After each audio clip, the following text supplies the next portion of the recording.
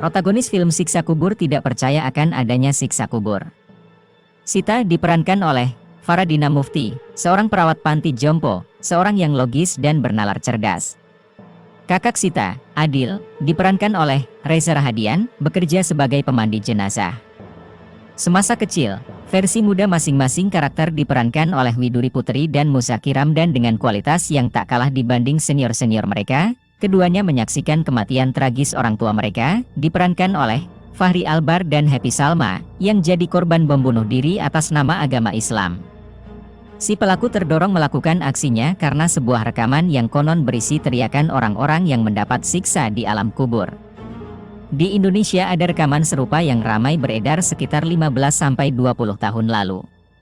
Sebagaimana komik Siksa Neraka karya Embe Rahim Shah, rekaman tersebut sempat memancing ketakutan kolektif di hati beberapa anak.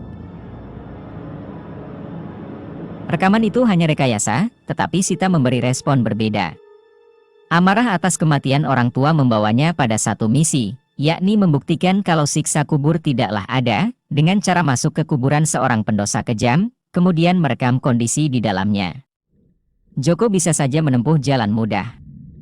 Buat Sita melihat siksaan brutal di alam kubur, beri dia pelajaran atas skeptismenya terhadap agama.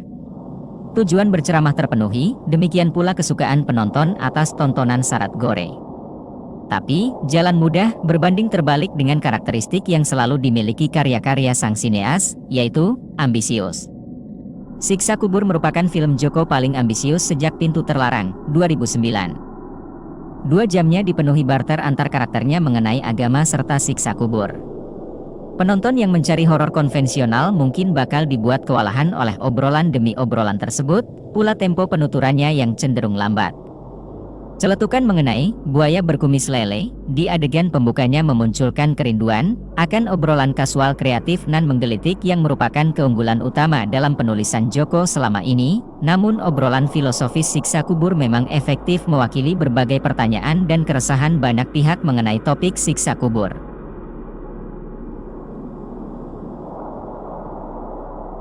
Salah satunya tatkala Wahyu diperankan Slamet Raharjo, salah satu penghuni panti jompo tempat Sita bekerja, mempertanyakan mengenai bentuk siksaan yang akan diterima. Bagaimana dengan para masohis yang menikmati rasa sakit, ucapnya.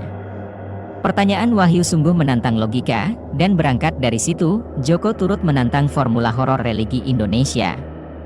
Daripada petuah ahli agama, siksa kubur lebih seperti proses spiritual manusia biasa. Joko tidak menempatkan diri di atas penonton. Karena seperti kita, ia pun hanya manusia dengan segudang pertanyaan dan keresahan yang ia tuangkan melalui medium horor psikologis ala Jacob S. Ladder, 1990, guna menyoroti sisi gelap individu. Joko mengajak penontonnya mengingat betapa manusia berbeda-beda. Ketakutan kita berbeda, trauma kita pun berbeda.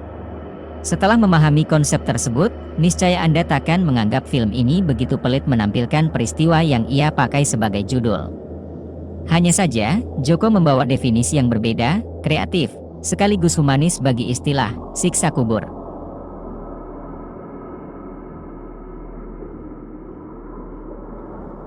Bukan berarti filmnya tak menyisakan keluhan.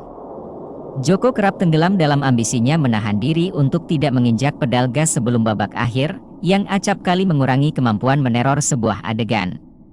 Terutama terkait jump scare, yang di 2/3 awal durasi tampil kurang menggigit akibat keengganan berlebihannya untuk tidak membalut diri dengan efek suara menggelegar.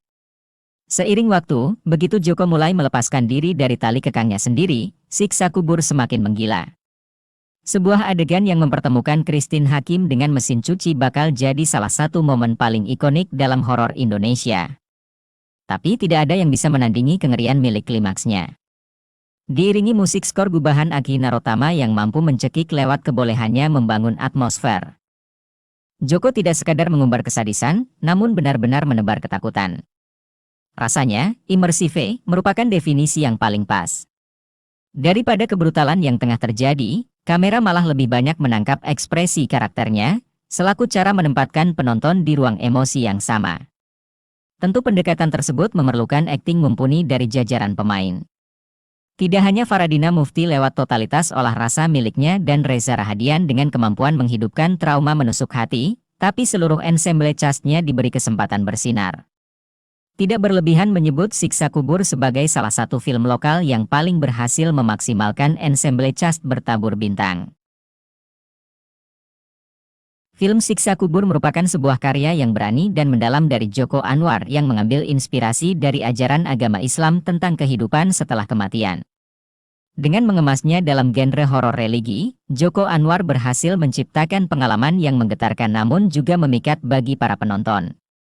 Rumah produksi Come NC Pictures pada posternya menampilkan gambar 12 pocong yang membentuk tengkorak kepala manusia. Di sisi lain, ada seekor ular yang melilit dan terlihat siap menyerang. Adapun makna dari gambar di poster adalah manusia akan kembali ke alam kubur setelah meninggal nanti. Si ular adalah Sajaul al-Akra, yakni ular mengerikan yang menjadi teman di dalam kubur. Ular ini diperintahkan Allah untuk menyiksa orang-orang muslim yang lalai dalam mendirikan sholat.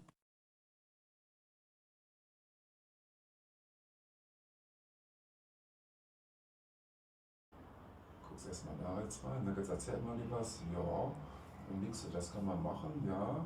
Und dann so, ah ja, okay, und dann fängst du an, dich zu freuen. Mensch, ja super, ja, und du hörst gar nicht auf, dich zu freuen, ja.